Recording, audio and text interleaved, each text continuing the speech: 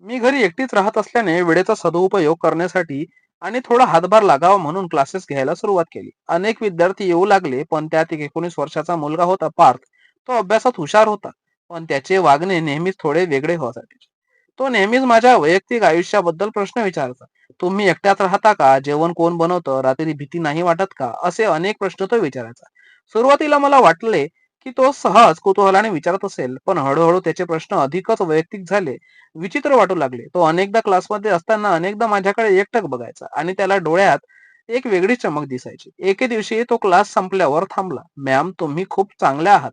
एकट्या राहू नका," असं तो म्हणाला.